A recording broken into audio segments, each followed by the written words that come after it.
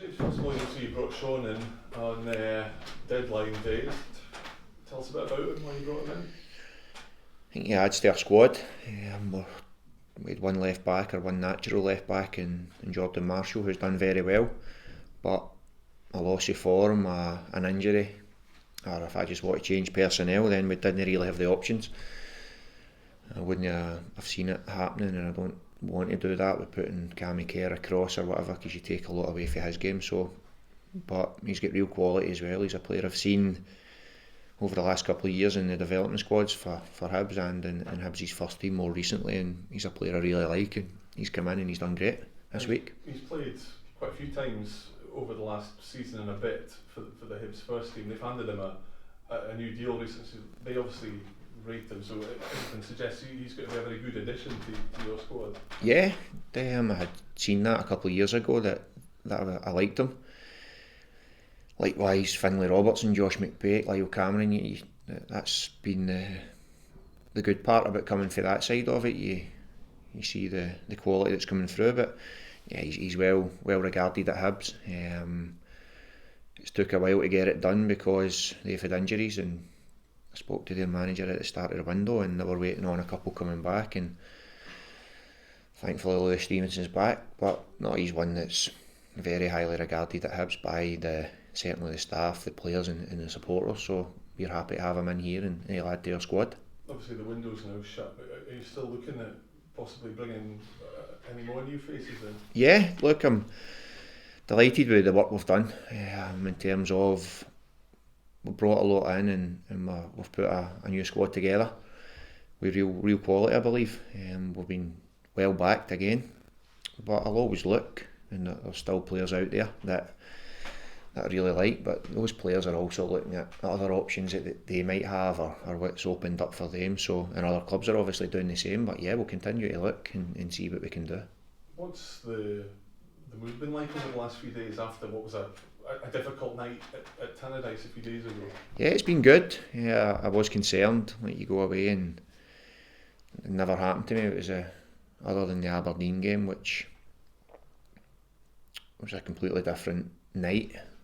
Friday was, and so I was a bit concerned what it would be like coming back in and training, but they answered that quite quickly, and they've trained very well. Some played in a game, and the mood's been good, which is, okay, as I say, going back over that, I was concerned. I'm not going to sit and lie. I was worried about it over the weekend, but no, they've come in and they've worked really well this week, and they're back bubbly, and looking forward to getting back out on the pitch. So from what you've seen, you're not anticipating there being any kind of hangover from what happened? No, we can't allow there to be one either as a group, and of course we were disappointed, but we let a lot of people down, and looking back over the game, it was nothing hides the result, so that's not going to change, but we can't dwell on it, as I say, and I said this before the game, and I'm sure Robbie's saying the exact same thing. Nothing was won or lost apart from 3 points. It was August, but yeah, our pride took a real dunt, and that's a disappointing thing for us, for our fans and for our players. So, but as I say, it was August, and we've got 2 cups and a league to go and play in, so we need to get over it quickly, and we are. And in a weird kind of way, when something like that happens, can you almost use that disappointment and that pain as a kind of motivation or a kind of fuel in your belly going forward? If you're clutching for straws, and you could come out and make an excuse and say we will use it, but no, absolutely, it was a terrible night. We know that. We didn't. You never want that, and you can't use it as a positive in any sense of the way, or any type of way. But the positive is my players come back in and they train very well and they're bubbly, and I can see that they're determined to put it right. But that's over a season. As I say, we need to take care of Elgin on Sunday, and it'll be a tough game. We know that, but we're eager to get back out there. You said, of course, that mistakes were made in the derby, but looking back, do you think it was as bad as the scoreline suggests? Yeah. I've looked. We've watched it over. The players have watched it. We've cut the points out we had to show them. We've sat down as a group. We've sat down as a group of staff, a group all together, and nothing changes. It was I still believe we lost the game on set plays. First phase and second phase, we just couldn't deal with them.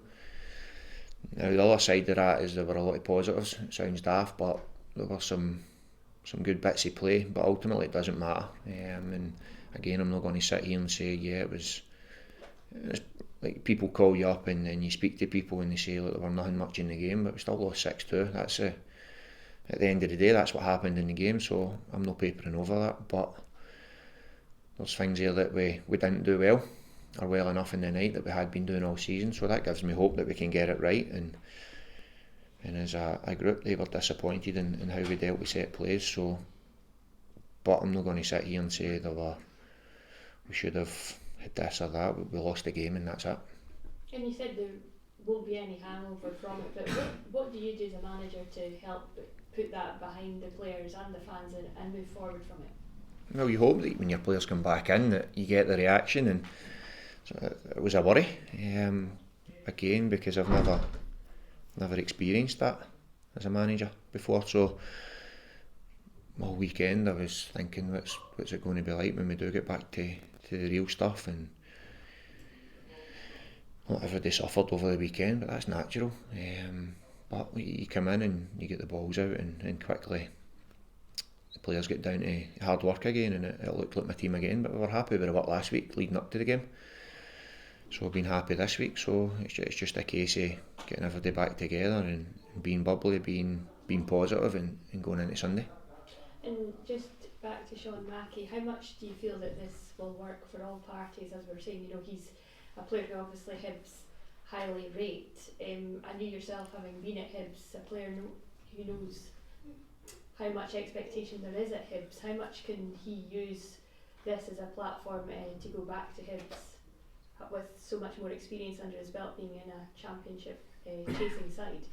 Yeah, I think I'm hopeful that I'm grateful to Hibs for being open to him coming, but all I'm really concerned is how it works for us, which he's a quality player and he's a real talent that I think will go and have a real good career at Hibs.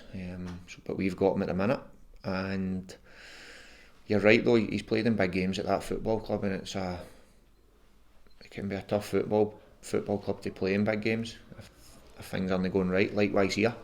So he's had that.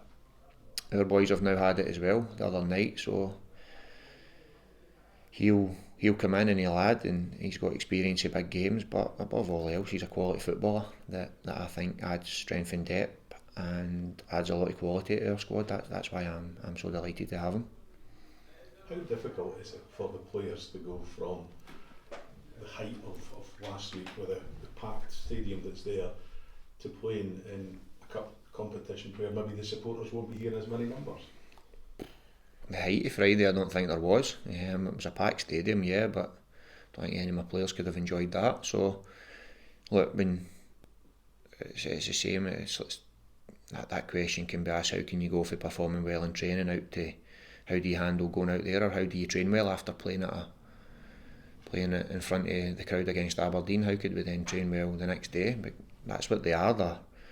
Their motivations to play football, whether it's on a training pitch with their mates and in front of 55, 60,000 at Celtic Park or Ibrox. It doesn't change. So we need to go out there on Saturday and on Sunday, and create an atmosphere that we can go and play positive football and get the right results. So I'm not worried about what effect going for that on Friday night to this Sunday will have in my players. Not one bit. I mean, certainly Sunday will give an opportunity to give the fans something back if the game goes to plan, obviously, from their view. Yeah, every game. I said that, we're here for...